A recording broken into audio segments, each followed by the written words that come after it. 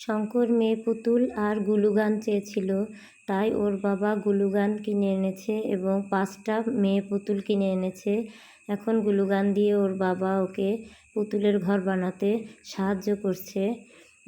পুতুলের ঘর বানানোর জন্য কাগজ ভাঁজ করে সুন্দর করে আঠা দিয়ে লাগিয়ে ওর বাবা ঘরটা তৈরি করে দিচ্ছে। এই তো পুতুলের ঘর তৈরি হয়ে গেছে।